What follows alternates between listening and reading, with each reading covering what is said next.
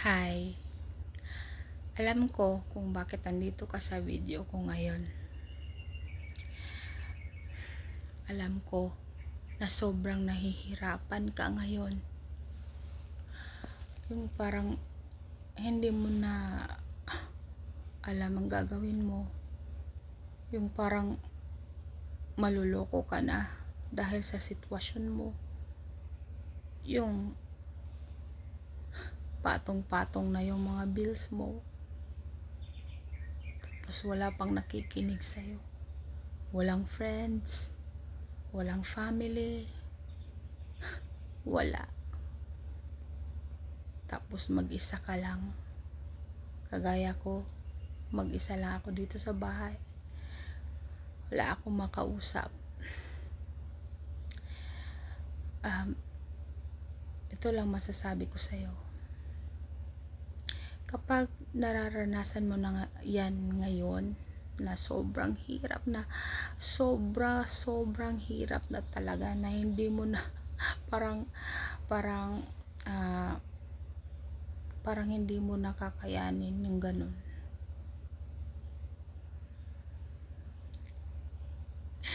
Tiisin mo lang yan. Ito lang masasabi ko sa'yo. Tiisin mo lang yan. Yung tipong kahit pambili ng ulam wala, pambili ng kape wala, tiisin mo lang yan. Huwag ka mawala ng pag-asa, huwag kang panghinaan ng loob. Sorry guys ha, magtagalog Bisaya lang talaga ako kasi hindi naman ako Tagalog eh. Nagtatagalog lang ako kasi nga may mga viewers ako na Tagalog. So yun lang, kuha na lang, isagol na lang ako ko na lang Tagalog Bisaya. So balik tayo sa sitwasyon mo ngayon.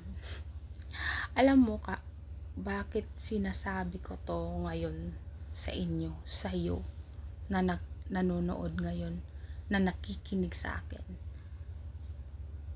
Kasi yan yung mga pinagdadaanan ko. The other day, may sasabihin ako wait mo lang hanggang sa dulo ang video na to. Kasi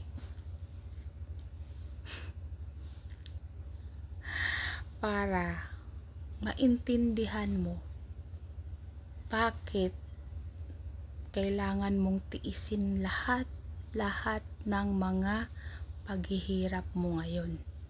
Kaya nga sasabihin ko to sa'yo. Kasi nung isang araw lang, wala talaga akong pera. Sa totoo lang. Yung pumupunta pa ako doon sa mga pants ko para maghanap ng coins. Kasi wala talaga. May negosyo ako pero hindi naman ganun ka-okay. Lalo na ngayon wala pang pasukan. So sobrang hirap talaga ang dinanas ko nung mga nakaraang araw. Yung tipong nag-text ako sa mga friends or family, yung parang wala. Parang ignore, yung ganun. Sorry shinare ko dito sa inyo guys, pero dapat nyo kasi malaman yan. Kasi gusto ko na wag kayo panghinaan ng loob. Kaya ko sinishare ngayon sa inyo.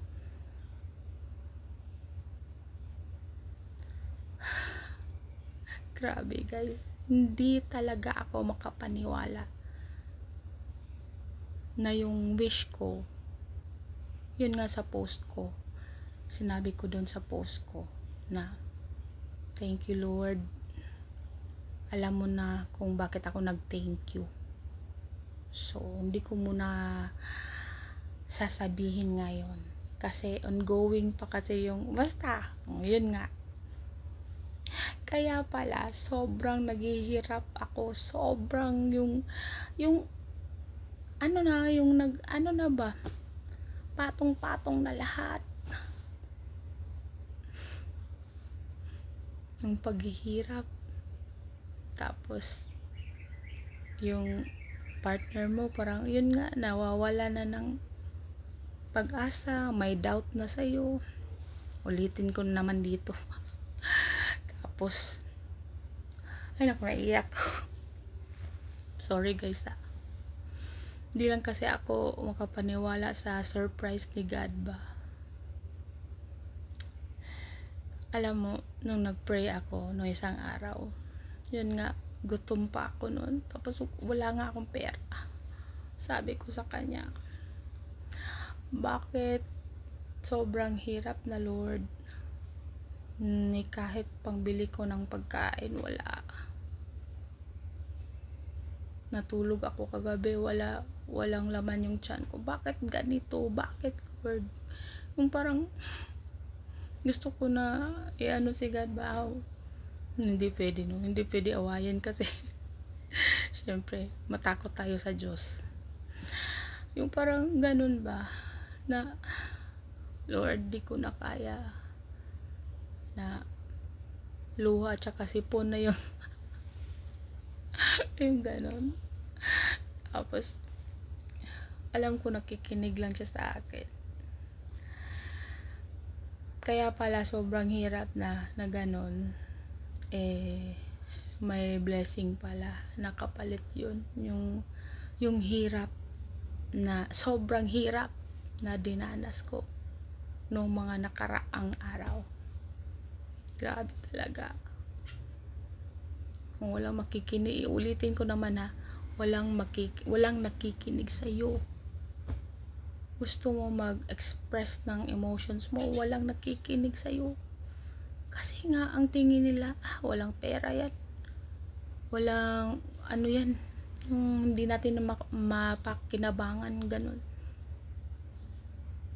Pero alam nyo, yung na-pray ko kay God, prinay ko kay God, hindi niya talaga ako binigay niya sa akin guys. Yung sobrang matagal ko na wish, binigay niya, promise. Pero alam nyo, matagal ako naghirap, matagal niya ako tinest. Sa totoo lang, matagal.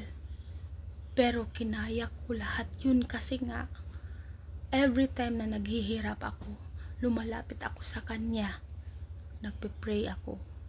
Kahit na minsan ayaw ko mag-pray kasi nga parang nagtatampo ako kay God ba, na bakit nararanasan ko ito. Pero ngayon guys, ayoko muna sabihin dito basta binigay niya yung wish ko. Kaya kayo, pag sobrang hirap na, tiisin nyo lang yan. Huwag kayong mawala ng pag-asa. Tapos lumapit ka kay God, kausapin mo siya. Yung mga pangangailangan mo, yung mga bayarin mo, sabihin mo sa kanya lahat. Kasi siya na ang bahala dyan.